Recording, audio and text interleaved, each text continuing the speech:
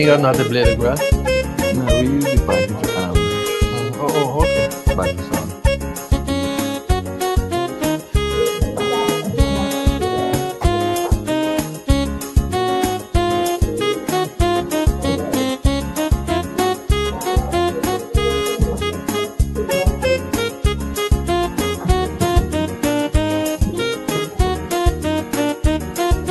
They have space up there for what they're trying to do there.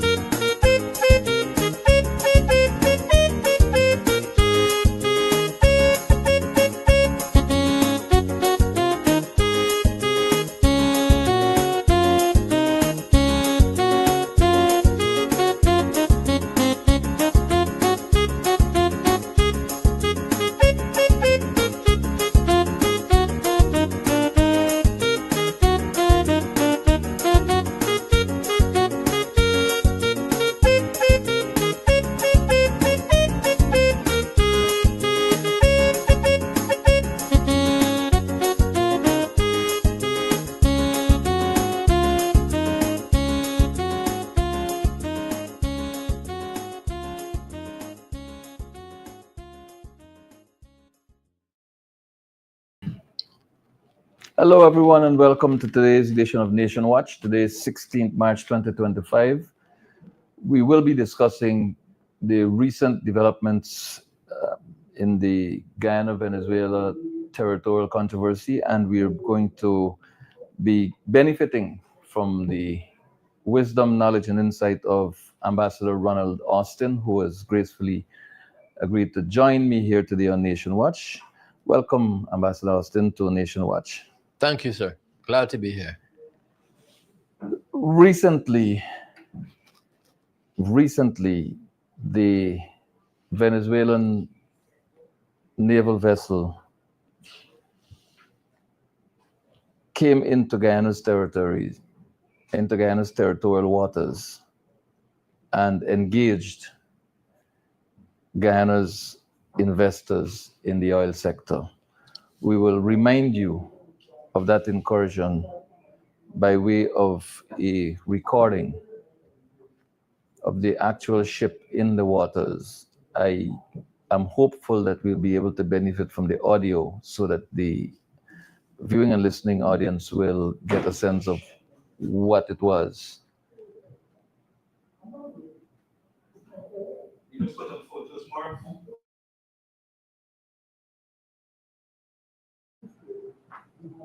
Well, apparently you won't be able to get the actual video, so you would not be able to benefit from the conversation flowing from that vessel.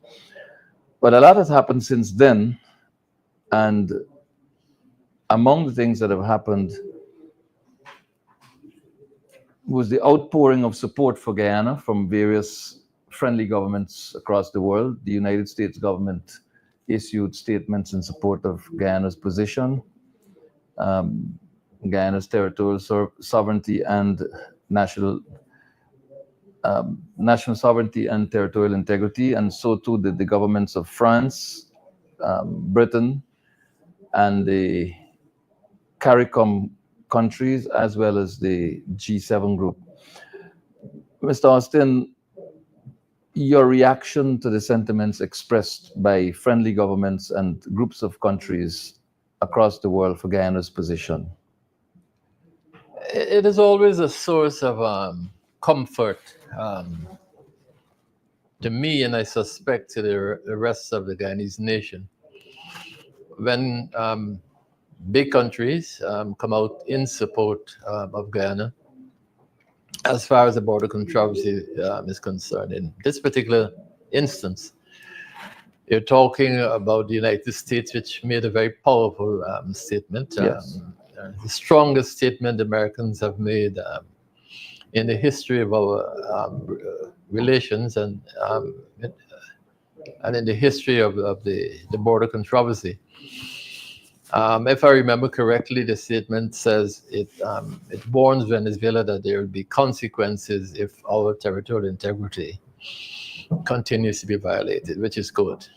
I understand too that there are statements too from the CARICOM, statements from the OAS, and other countries and organizations. I think that is good for Guyana, but I suspect that you might want to know, and indeed the rest of the nation would like to know, what it is we're doing apart from the support we've gotten from these organizations and countries. What are we doing um, to promote and defend our territorial integrity and sovereignty? I mean, for example, have we ramped up our diplomatic efforts? Have we expanded relationships with different countries? Have we been training young diplomats to be au fait with the nuts and bolts issues of the border controversy? And generally, what are we doing to prepare this nation for any eventuality which might occur um, in the near future? We must not forget at this point in time, there is sufficient evidence that Maduro is riding a tiger and he can't get off of that tiger right now. And therefore, he must do something to appease his domestic constituents and to appease the army that has defended him, especially after the last elections. And therefore, this is, in my humble opinion, a most difficult, if not distressing period for Ghana. Mr. Austin, I find it impossible to understand Nicolas Maduro. He is ultra aggressive. Guyana is taking hundreds, thousands of his citizens who are fleeing economic hardship in Venezuela. He has deployed military personnel and other assets, hardware. He's deployed those to Guyana's territory, the eastern half of the Ankoko Island. He has constructed a bridge to get into Guyana's territory. He has caused his naval vessel to violate Guyana's territorial waters and economic zone. Yet he says that Guyana should desist from being aggressive towards Venezuela. What manner of a madman is this we're dealing with? Mr. Maduro is an interesting psychological study.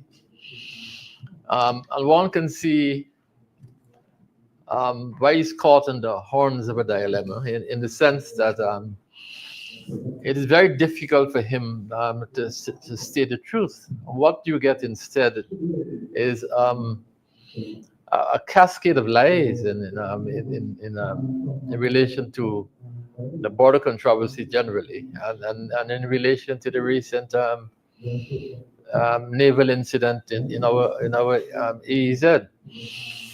Mr. Maduro knows fully well that those things which he often says, that Guyana is aggressive, Guyana is a puppet of the ExxonMobil. Guyana is subject to the authority of the Southern Command of the United States. These things are blatant lies, but this is what he has to do and say to satisfy his constituents. And he has a further and in my judgment, more difficult problem. And that is, given the horrendous domestic problems he's facing, the meltdown of the economy, the poverty rising at a rapid rate, the very difficult situation he has with a number of Latin American states, the only issue that he can find around which he could rally his nation is the question of the border controversy, and especially the various actions that he has taken over the past couple of months. I would suggest that we come back to the build-up before the naval incident as we go along in this program. I want to, well, actually, the build-up we dealt with twice. We dealt with it in the series with you when we dealt with it in passing with Dr. Gary Best, I think 2 weeks ago. But the language that surrounds this issue. Venezuela holds to the position that there is a disputed territory. Venezuela holds to the position that there is a border dispute. Guyana holds to the narrative that the 1899 arbitral award was a full, final, and perfect settlement of the border between our two countries. Guyana, my understanding is, has approached the court, the International Court of Justice, regarding not our border with Venezuela, but to answer the question that Venezuela raised several years ago about the validity of the actual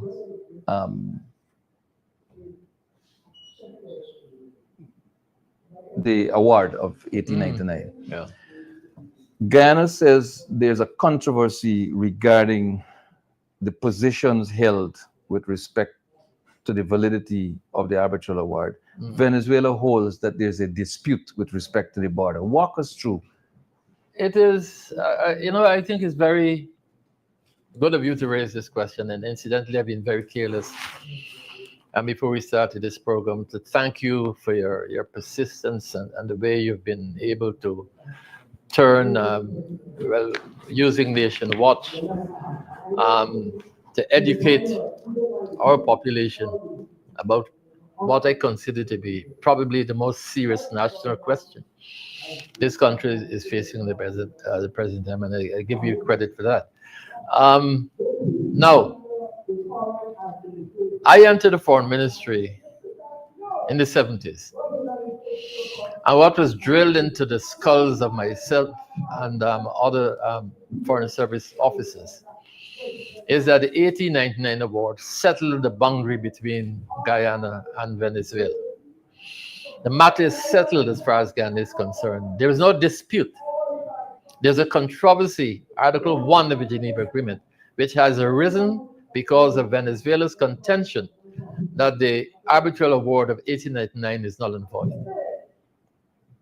Now, that is a position we held right up to 2018, when a decision was taken to go to the ICJ. Now, when that decision was taken, I think it might have been regrettable, it might have been an oversight, that nobody apparently checked to see whether in approaching the court, if the court held the same opinion that we did, that what we have was a controversy and not a dispute. Because the court, as I subsequently learned, not only from reading the relevant or studying the statutes of the court, but hearing from one of the lawyers involved in this matter, that the ICJ does not handle controversies, but only disputes. And those two things, as we proceed along the way, our intention. Quite recently, a very senior government spokesman spoke of the controversy and then segued into that we're relying on the court to settle the question. The court is settling a dispute, not a controversy. It is rather interesting, the two positions, and it sometimes sounds a little bit worrying. The more you get involved into it, in the details of it all. And I would like to reserve another program for us to really flesh this technical detail out. I hope that you'll find the time. No, it's worthy of study, because I think if we do not clarify it in terms of our projected public relations program, it is going to cause some confusion in the minds of the Guyanese, as you can see from Melissa Janke's letters, Yeah. that she has fingered this particular matter as a cause for criticism and some concern. And I don't think it should be something that we should throw aside. It is a legitimate question. It is the kind of question that causes one to wonder, did Guyana make the appropriate decision moving forward? But that, like I said, I want to spend a lot of time on that, time that this program does not allow us. Now, Maduro has been doing a lot. Guyanese soldiers were attacked in Guyana's territory.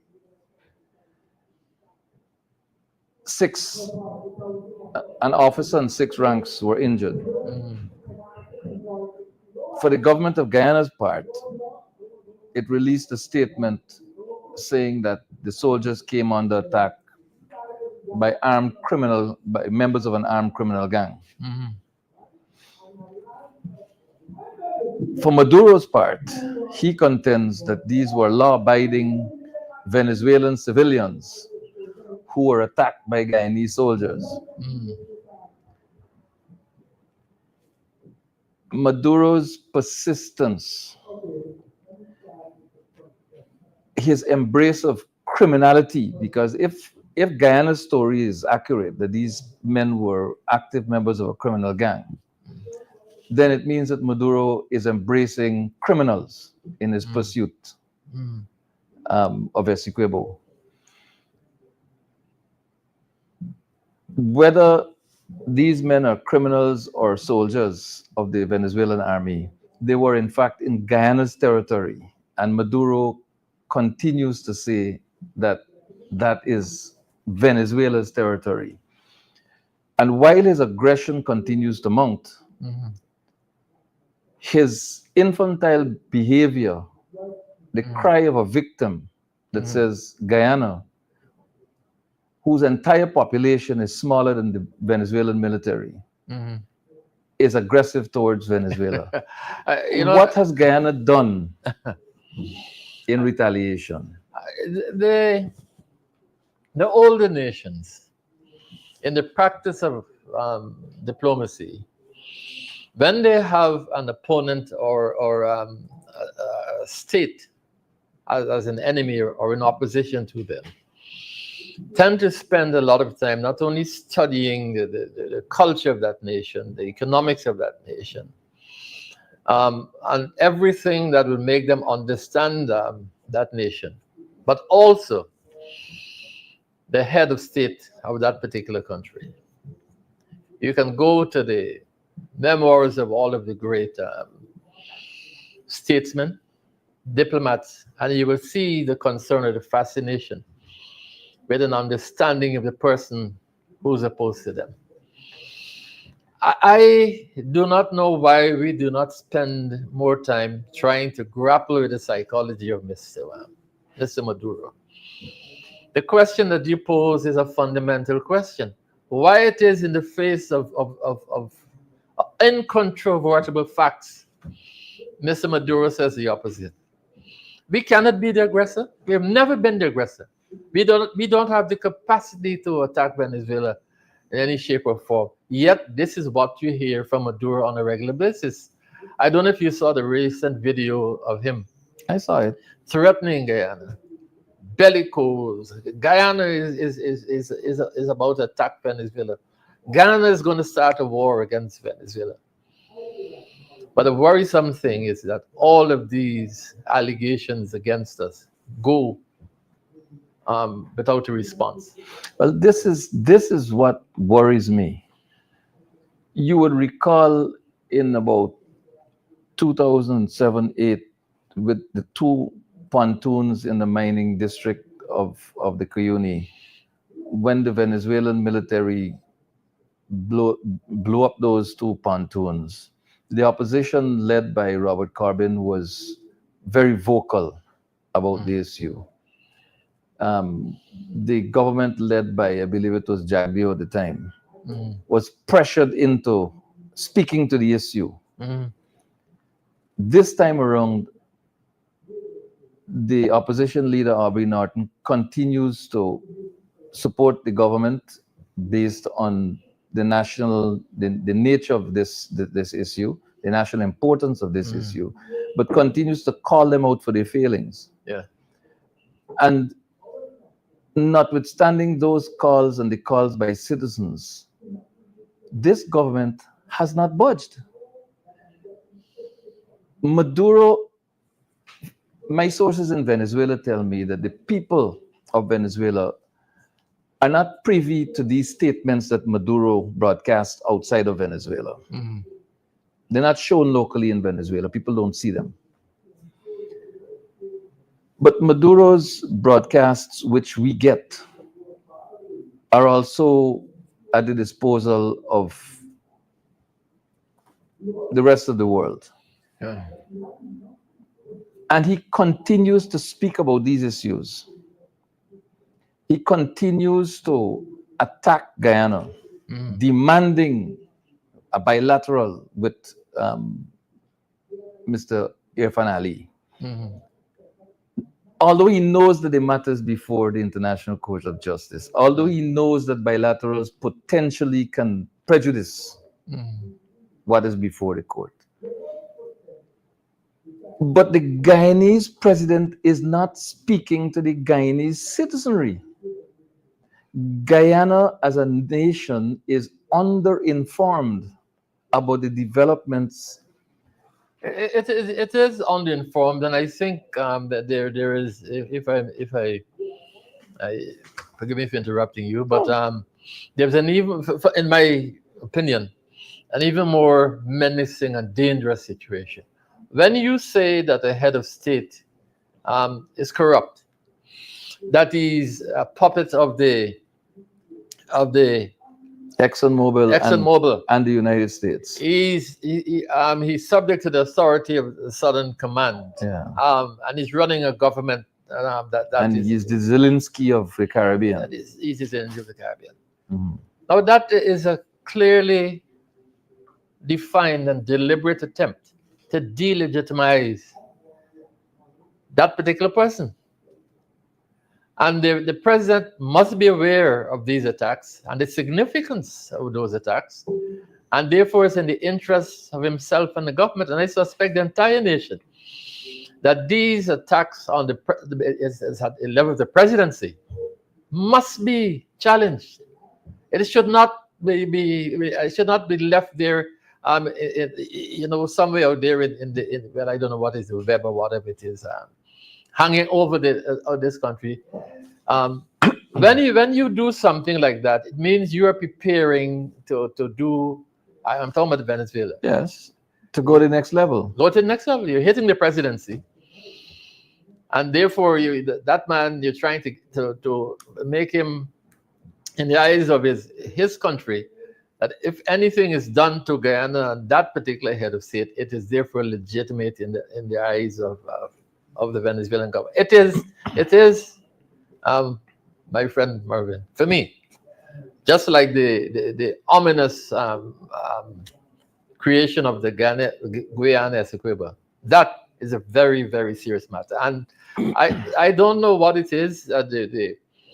Our government seems to be having some difficulty getting its PR program up and running. But these things need to be dealt with. You say that we're uninformed. I think we are. I think at this particular point in time, because it is clear with this buildup, and I don't think we can talk enough about the buildup, because the buildup has many aspects which are very dangerous. You don't fortify an island like Ankoko for no reason at all. There's a reason why you're doing it. There must be a reason. And not only are you fortifying Ankoko, but also you've joined Ankoko to the mainland, which means that if you want to run troops from the mainland to Ankoko and then do whatever you want to do in the Cuyuni and thereabouts, you have a free hand. It's a very serious matter. But getting back to the education, we are something in my opinion is going to happen between Guyana and Venezuela at some point in time. You can't the naval incident. You know, I mentioned on Coco, the constant propaganda. The atmosphere is getting heated and tense. The number of migrants from Venezuela And the migrants, is equally alarming. Yeah. There is mandatory military service in Venezuela. So potentially every adult Venezuelan in Guyana has served in that country's military. A number of them can possibly still be serving members of the military here on duty.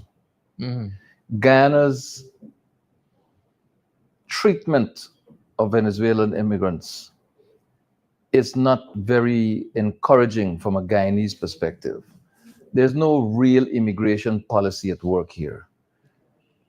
You do not know who's a refugee and who's an insurgent. What are the likely consequences, perhaps, of rounding up Venezuelans, not Venezuelan-born Guyanese, but Venezuelans, and deporting them back to Venezuela as a measure to safeguard our country's territorial integrity? My friend, where is that? Is there going to be a collision with the refugee conventions? My friend, we have very short memories. People tend to forget that Venezuela fomented an insurrection against this country. Yeah, 1969. In 1969. And if they can do that, do it then, and we had to expel a Venezuelan diplomat at the time. If they can do it then, why would they not, if the opportunity presents itself, cause trouble, internal trouble, forget. And if I were Maduro or Delcy Rodriguez or the other top officials of the Venezuelan government, and I have migrants pouring into Ghana, not only pouring into Ghana, pouring into Ghana through areas where they cannot be monitored, vetted, because they come through ports that some of us didn't even know existed in Ghana. I mean, I was hearing of some of the places through which they've been able to come, and they seem to have, and this is worrisome in the context of what you're saying, a pretty good network inside of the country, where they arrive at some place not far from Perique, and the taxis pick them up and bring them into the city. Yeah. You know, so that is a problem. Whenever the question is asked, you hear that it, is being dealt with in various ways. But that may be so. But I think the population needs to know. Now, there is something that is troubling to the average Guyanese citizen. In the face of aggression from Maduro in Venezuela, this government of Guyana is silent. This government of Guyana does not share information with the population. And I'll come to the engagement with the leader of the opposition later on, because just for viewers to know, there has been no further communication since then from the president. So I maintain that in the absence of information from the presidency, from the government to the citizens of this country, it is a frightening situation. One wonders whether the government is afraid of its own shadow when it comes to this particular issue, and whether the government has taken cognizance of the constitutional provision that every citizen of this country is required to defend the state. Yeah. That aside, the government is very efficient, very proactive, extremely diligent in going after people who criticizes the government. Any person who criticizes the Jagdio Ali regime is either charged with some cybercrime or some trumped up something else, as in the case with Paul Slow, trumped up charges about some misconduct somewhere, going after people living outside And they of don't bring Guyana. the same zeal to the question They of bring absolutely no zeal to the to the question question of of our territory, but go after people who call them out for being corrupt. Yeah. And this is worrying for the Guyanese citizens. Why are you coming after your own when they can help you to fortify your policies and your positions internally and strengthen your national defense capabilities by saving money, by rooting out corruption? But you're silent in the face of external aggression. I'll be very frank with you, and we've discussed this question often within the border committee. Yeah, the need for not only a PR program, but it has to be very strong on the educational side. That is, you have to let the Guyanese know what it is they're facing. You know, it is not, for example, in the interest of this country to believe that the big countries will come on a big white horse riding to our salvation. Um, Even if they come, it wouldn't be minor surprise. you know, they're saying that God helps those who help themselves. And I was trying to get from some of my friends who have a military background. What happened to a couple of things? One, the interior policy we had, where we made the communities bordering Venezuela as our eyes and ears on the perimeter of the country, and you know what used to happen. That information was then passed back to the middle, the center, and it was discussed with the president in the cabinet and so on, and decisions, policy, the decision were taken. Secondly, there was a document. I'm sure that it exists because I must have read it sometime in the 80s. A booklet on the question of defense in depth. I said I remember that when you spoke about each citizen a soldier. What are we doing at that level to strengthen the defenses of the country? Is your population prepared? Have they been educated enough to know what they have to do in the event of some major threat, major development as far as our territorial integrity and sovereignty is concerned? And as I said, with this menacing buildup in so many areas, one does not know what is going to happen next, today, tomorrow, or next month. Mr. Maduro, as we have agreed, is riding a tiger, and he cannot descend from that tiger. He cannot now turn around and say to those people in Venezuela, especially military, look, I've changed my mind about this Essequibo matter. It's no longer important. I'm going to tell the Guyana government, look, I've misbehaved. I've done the wrong things on this Venezuelan question. Forgive me. The matter is over. Political suicide. So therefore, generally, he has to do something. The question is, what shape or form is it going to take? And don't forget that, let me say this quickly, Marvin. Ms. Maduro has some big supporters in the region. We may not be aware of it, but there's a Cold War going on in the Latin American Caribbean region. You have the United States on one side, and China, Russia, and Iran on the other. And while we are speaking here, there's a lot of a kind of muted conflict going on among these states. And you must have seen recently where this massive jet from Russia landed in Caracas a couple of days ago. So in these circumstances, I think Guyana got to make a great effort, to get its diplomacy really ramped up. And I here, let me express a concern. We may have to end up in the Security Council, not as we are now as a non-permanent member, but because of some crisis in relation to the border controversy. or for that matter, the General Assembly. If that happens, you will need the votes of the African states. There are 42 of them, I think, in the General Assembly, and we have not done as far anything to the best of my knowledge. I have a specific question on the UN. But before I get there, Mr. Austin, when Jagdeo served as president of this country, I mean, you were the most experienced person around these days.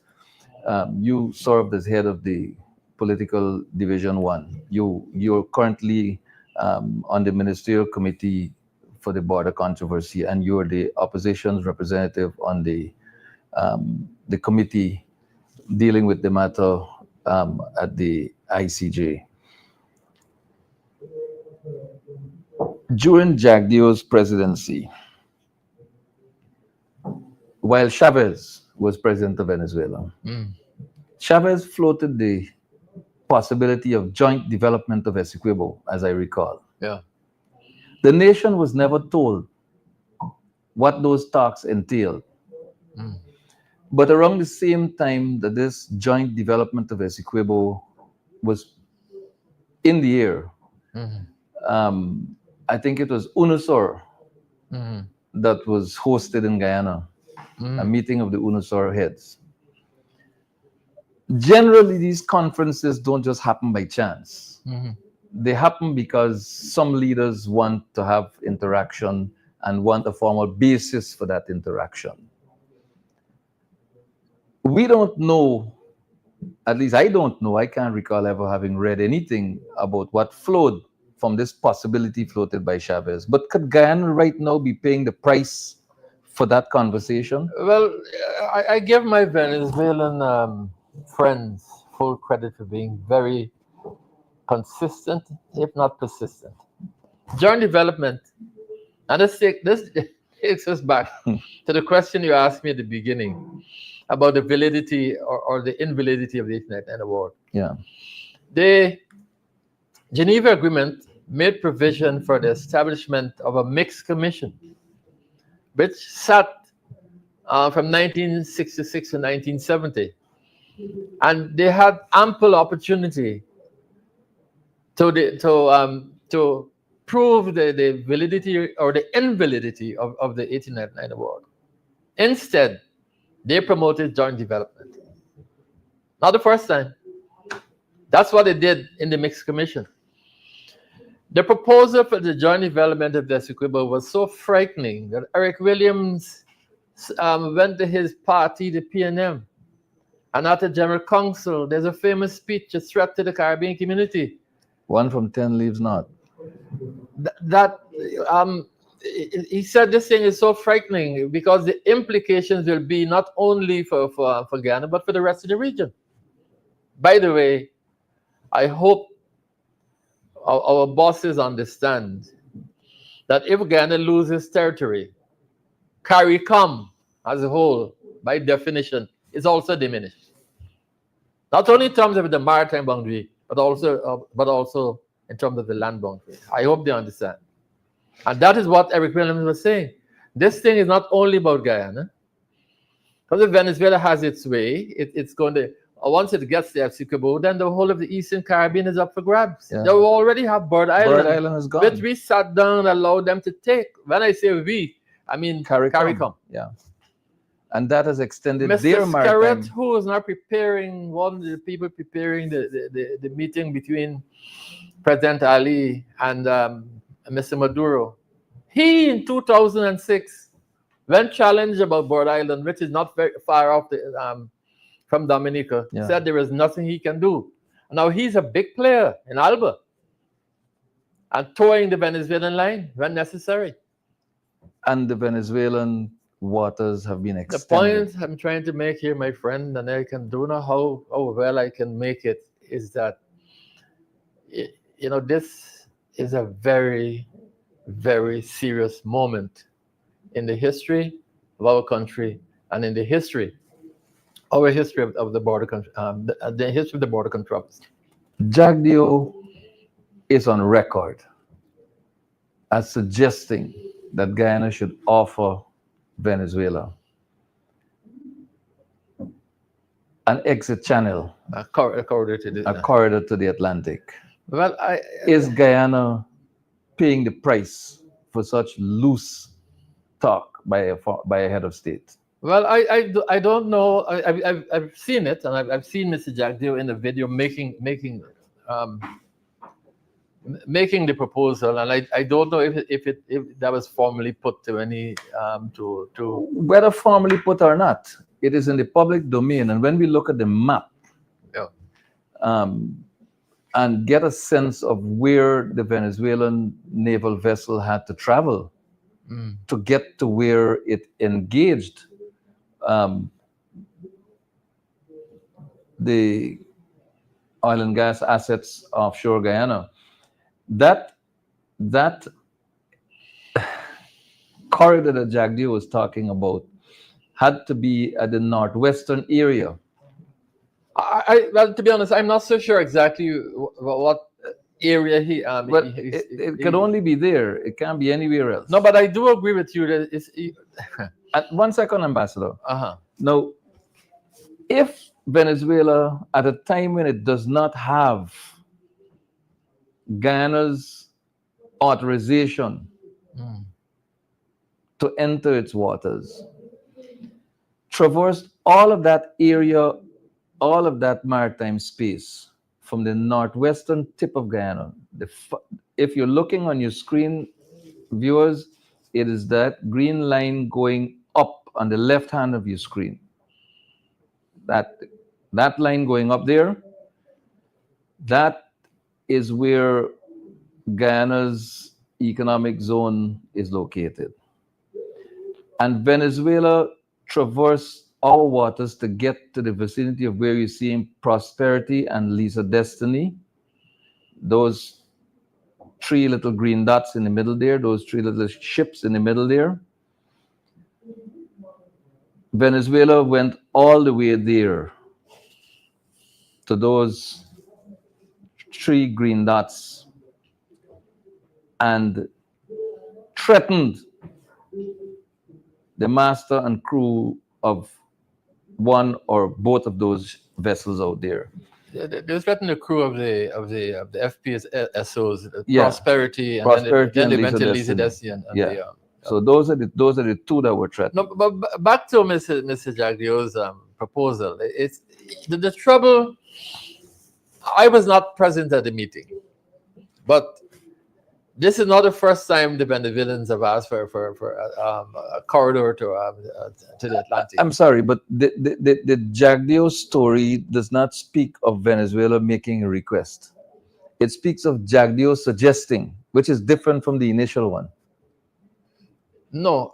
So, are you sure where it is he made this proposal? I've seen. I've seen the video. The video, yeah. But I've seen to the whom video. is he making the proposal? That is unclear to me. But that's what I'm saying. You see, if you again, these guys have been quite consistent because in '78, Carlos Andres Perez put the same proposal to Mr. Burnham. Yes. I think I might have repeated it on this program. That Burnham told Carlos Andres Perez, he said, Cap, conceding territory is a bit like adultery. Once you get away with it the first time, you'll come back for some more. That is the danger of Mr. Jagdeo's proposal, or anybody else who's offering any concession to Venezuela. Now, I want to go to the UN Security Council. You are representing the opposition at a very important forum. Have you ever, from any of your engagements at the level of these 2 committees on which you sit, get a sense of whether Guyana has in the past or intends in the future to utilize the UN Security Council seat to sensitize that body about Guyana's vulnerabilities, about Guyana's position and the threats coming from Venezuela? And secondly, Caroline Rodriguez is currently serving as permanent representative from Guyana to the United Nations. she has access at that level to members of the General Assembly. Yes.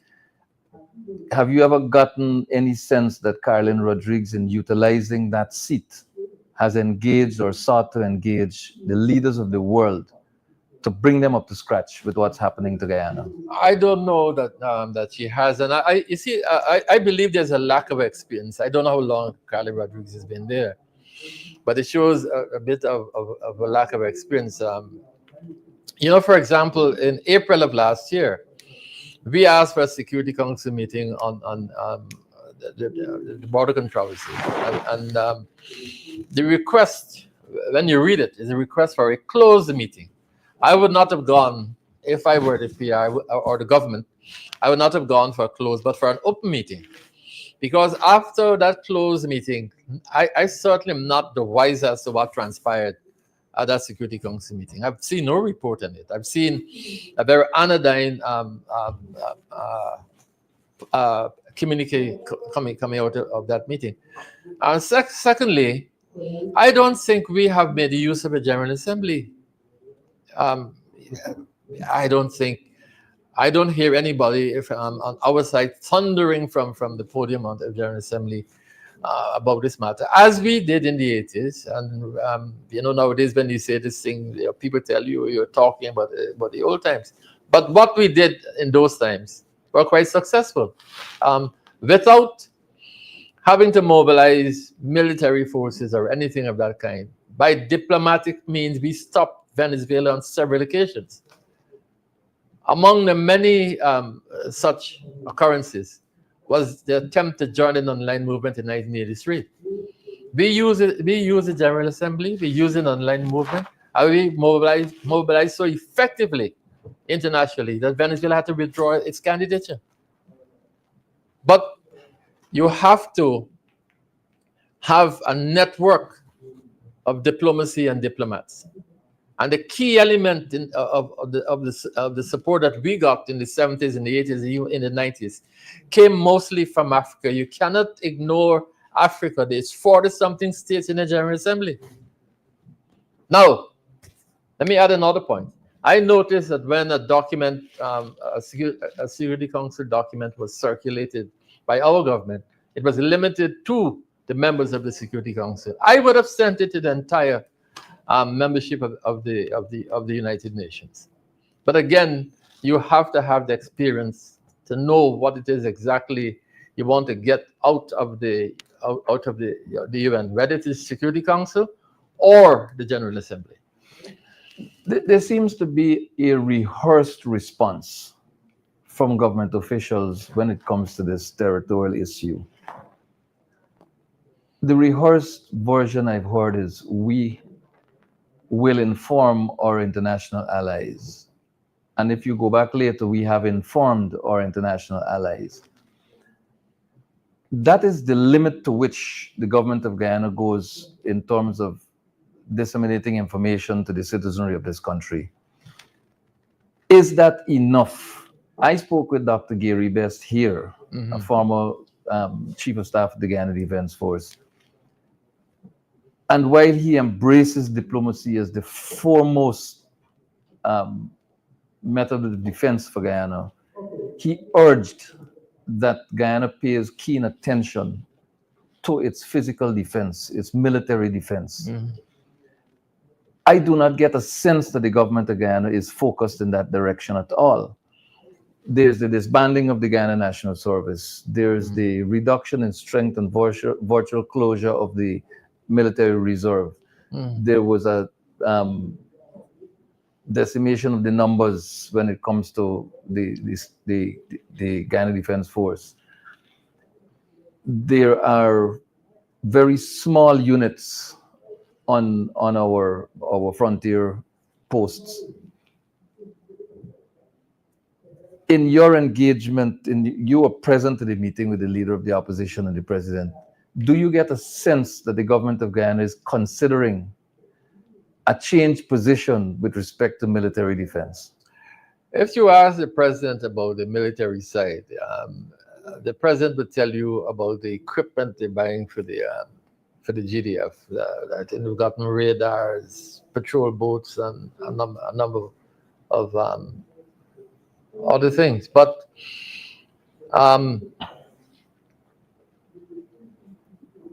with all that, what troubled me as far as, and this is a criticism the GDF will have to face. When that vessel took off and wherever it was to head into our EEZ, why it is that the GDF never picked it up? And if they did, what would they have done? That's the next question. Well, at least it could have been informed international allies. It could have been a kind of a tripwire. I mean, once there's an incident, the international community will automatically become involved. No, but you ask a very important question just now. I don't know when something happens, if it has to be that the government itself has to inform the relevant agents, the relevant international organization or governments and so on. But we have embassies in those places. The moment you have an incident involving Guyana, in the context of the controversy, those diplomats, young and old, at the various, we have over 100 missions, I think, now, the consulates and embassies, they should know automatically what it is they're supposed to do, based on maybe a quick or the briefest of briefings from the center. But when you take somebody from the Rice Development Board and put them as a high commissioner to a big country like India, I mean, do you get that quality representation? You think? No, you don't. I mean, the thing is, everybody thinks diplomacy is easy. And I would urge the government to put the best qualified diplomats. And what you say just now, I fully support that position. India is a very important country. India will be one of the next members of the Security Council. Yeah. India is a formidable force in the non-aligned movement. India is now the number 3 or 4 biggest economy in the world. You need a top diplomat, somebody with experience, to be in New Delhi. I do not think somebody whose past background is with the Rice board or whatever it is the ideal person to put there. We saw what happened with Mr. Charandas. Come back now to information sharing. First, information gathering. Do you get a sense that something useful, something superior has replaced what existed on our frontiers in indigenous villages, for example, as diplomatic eyes and ears of our country, military eyes and ears of our country, feeding information to the center? Clearly that has been watered down and abandoned. But do you get a sense of something superior has replaced it? No, I don't get the impression. Right now, I don't think the connection between the center and those communities on the border. I don't know what nature it is made of, and it is. Let me say this, my friend. We are going to pay a dear price in this country one day. And when one government replaces the other government, it destroys anything that it believes is associated with the other government. I do not think they should have gotten rid of the border policy. They could have tweaked it. They could have added to it. They could have reduced its structure. The same thing you find in the information area. Every time a new government comes in, it produces its own booklet on the border controversy. When you read the booklets, you can take any one of them, tweak them a bit, and it becomes a coherent whole. But what they do, they destroy them, they burn them, they throw them away, and you start from scratch. Put wrong tables at the back. Yes. Forgive me. I couldn't help myself there for a second. The reason I asked that particular question is that Maduro and Venezuela plan to hold elections for governors. What he calls, Governors and legislators, I think. Yeah. yes, Yeah. what he calls La Guayana Essequiba, which is our territory Essequibo, has always been and always will be our territory. He plans to hold elections for governor of our territory. He proposes to hold those elections one day before the anniversary of our independence, 25th. on the 25th of May. In the absence of information gathering capabilities, intelligence gathering capabilities, and communication from the frontier to the center, do you have a sense of comfort that Guyana can be on top of any maneuver by Venezuela in this regard? I am not comfortable at all because, and again, this is a matter I raised in the border committee. You know, we as a sovereign with a sovereign right and power over the Essequibo should first of all educate those people as to what Maduro is proposing and get them to understand and oppose the Venezuelans, along with assistance from the center, if they attempt to place or do anything to prepare for these elections. I mean, nobody seems to know precisely what it is they're going to do. That is okay. But are we looking to find out or scanning the horizon to see if a ballot box may pop up in region 1, or if there's a group of our people looking after ballots in some other adjoining region? We've gone to the ICGF to ask for provisional measures. I want to come back to that one, if you will. But I want to ask you to comment on the Minister of Home Affairs position. Well, his position on this matter is that we're going to shoot and scoot till help come. Outside of being absolutely ridiculous and out of place, senseless, I might add, does this gentleman believe that he's offering some kind of consolation, some kind of comfort to the citizenry when he says that this is what we'll have to do as a nation? If I were the head of state, I wouldn't have left that to the Minister of Home Affairs. That is a particularly sensitive diplomatic matter. I don't think it is in our best interest to say that the governor is going to be based at Anna Regina, and if any one of our people is elected to become the governor, they're going to hang the person. That is rough stuff. That's threatening your own instead of mitigating the threat against your country. Yes, isn't it? And I would have first of all educated those people before threatening them. And that is a point I think we've been belaboring for most of this this interview. Is that you have a lot of work to do in terms of educating. I can ask you a question now. Are you comfortable or are you sure that those people have been briefed about what is the significance of a Guyana Essequibo? Even though this started in 2023. The organic law was passed in 23. The referendum was in 23. Have we done anything to say to those bordering communities, look, Mr. Maduro is going to do X, Y, and Z. If he does, he wants you to do A, B, and C to protect yourselves and to protect your country. Was that done? Well, this is the burning question. I mean, recently I said to someone, if you ask the average minibus operator out there about this situation that Guyana faces regarding 5/8 of our territory, they will tell you they do not know.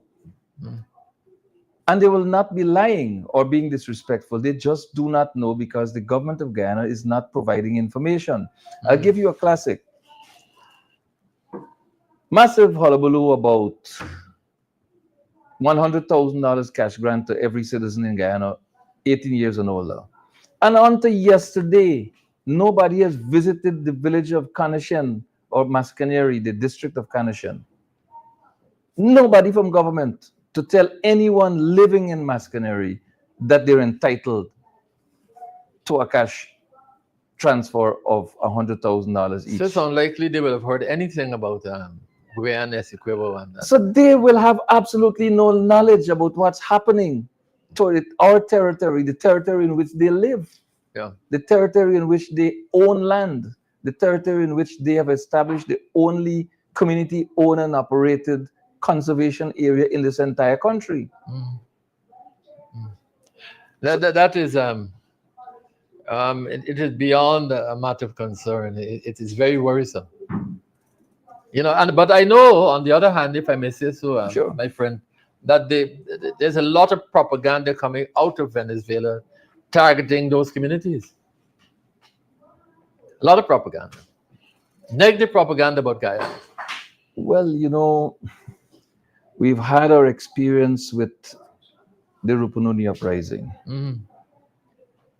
Guyanese were, I believe, expelled. Yeah. Venezuela was, The hearts. yes, Venezuela was instrumental. No, but a diplomat was expelled from the embassy here Right. because he helped to foment the insurrection. Right. But have we not learned? Tali Hardan. Have we not learned as a nation from this? You alluded to it earlier. Now we're in a position where, and I like to use Kaikan as an example, because the village of Kaikan is separated from San Martin in Venezuela by a river, fairly narrow river. And across, So St. Martin's where they have the base. yes, there's a That's base base, there. yeah. And not too far away from that, there's an indigenous village also in Venezuela. And the leadership of our village in Kaikan is related to persons in the leadership of the village across the border. So that when it comes to loyalty, family will come first. Yes, yes. Yeah. And in the absence of information, you don't know where that will go. But I've been told, and I learned this in the foreign ministry, that those communities sometimes do not recognize borders. No, we do not recognize borders because the indigenous peoples were there before state lines were drawn. Yeah. And so there's a natural migration among villages and settlements. For example, there's a tradition of the Waiwais in Kanashan in Mascaneri that they will do a pilgrimage to Suriname, Yeah. annual pilgrimage sometimes, as they look for spouses for their children, right? Because of the fear of intermarriage. So they go externally to find spouses for their children and so on. So that is without regard for borders, because the Waiwai is a nation of people. It doesn't matter where they live in South America. It's one nation of people. Yeah. The same for the Patamonas, the same for the Akawayos, the same for the Caribs, the Arawaks, the same for all of us. So that those lines really don't matter. But if my family across on the Venezuelan side is enjoying greater comforts in times of major hostility, military Yes, operations, Yeah. I'm likely to go there to seek sanctuary. Yes. And the opposite is true. If you're safe on the Kaikan side, then the Venezuelan side will come over and get sanctuary over here. So it comes down to the urgent need for education, and the urgent need not just for education, but as far as practicable, in the first language of the people. Yes. It has to be. But there was a proposal some time ago for We worked on it and we left it there. And it was shelved. Yeah. So we none the wiser, we nowhere near being better because of the abandonment of that. You spoke when this thing first happened about the need for an education campaign right here on this program. The government of Guyana listened to everything else we said here regarding engagements of the president and the leader of the opposition, what can flow from it, and points to note and so on. But no heed was paid to the call for an education campaign. You still do not have a satisfactory education program. In again, they tell you're talking old time story, but you started at the primary school level. You got to the secondary school level, then you got to the university. Those paradigms exist, but because the political relations in this country is so bitter and pernicious. If one side does it, it means automatically for the other side it has to be wrong. But as I said, we're going to pay a day price because we do not intend to learn that when it comes to institutions, when it comes to policies, you can't keep destroying them every time you become the government and you want to start over again. No sensible people, no sensible society does that kind of a thing. You have to build on what is there. There are people who are in this administration who would know what the PR program is like from the 70s, the 80s, right up to the 90s. Those people would know. And it's very easy to build on what was there, especially if you want to do the educational side of your PR campaign. It's very easy. But it is difficult if you want to bring a partisan approach to the matter and say, because the PNC did this, it is wrong, it is not good, and we're gonna toss it aside and start over. But every time you start over, you're starting from way back. You're setting yourself back. There's been a lot of whispering about the United States government will come to Guyana's rescue and so on in the event of military engagement with Venezuela. There seemed to be too much of a premium being placed on that expectation. What if the importance of Guyana's oil reduces dramatically in the short term? Would the American interest still be as strong as it is today, recognizing that this is not about America being a friend of the government of Guyana, but a protector of its interests? Let me say, in fairness to our American friends, before 2015, we could not get an affirmative statement out of them on the border controversy. They have done so since 2015. But America, as I've said so often before, is a great, big power. It's a technological power. America's power. It is not easily assessed because it is America's powerful in so many areas. And because America is strong and powerful in so many areas, it has competing interests in all those areas. More now than then. The Americans, of all people, they produce oil, understand the oil market, and know how impermanent it can be. So we have to be careful. They're looking at one country that has the greatest oil reserves in the world. Yes.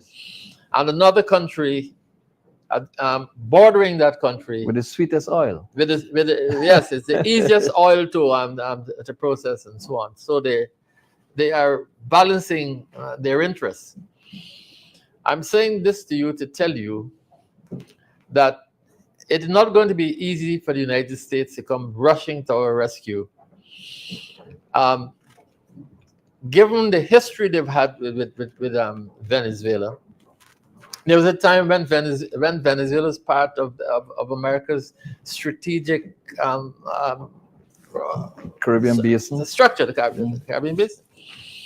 And we must not rule out the possibility that the America's interest in Venezuela as a strategic prize is not one they're going to give up easily. Now, Guyana has held America's interest because of the rate, the speed at which we're producing oil, and the effect it's having on the world market.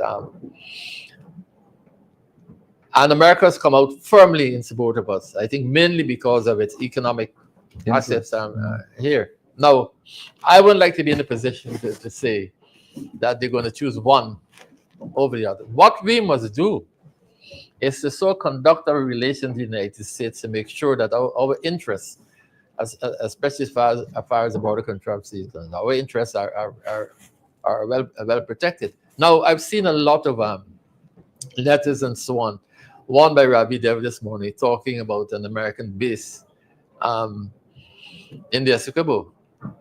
The United States has been a diplomacy for a long time. And one of the first things that they would understand is that if you put a base on the soil of a country in the Latin American and Caribbean region, the whole continent will explode. Yankee imperialism. Mm-hmm. And even that would help Mr. Maduro get rid of some of his problems.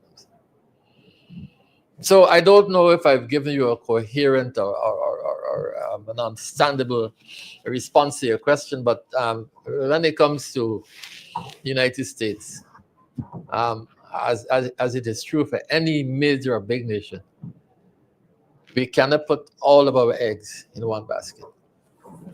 Thank you very much, Mr. Ronald Austin. It was certainly an honor to have you here on Nation Watch once again. Ladies and gentlemen, I hope that we have been providers of information that will benefit you going forward. I trust that you are progressively getting a better understanding of Guyana's very, very fragile situation with respect to our Essequibo, 5/8 of our territory. That's all we have time for today on Nation Watch. I thank you all for joining us from wherever you're joining us and for staying the course of the program. Until we meet again, God bless.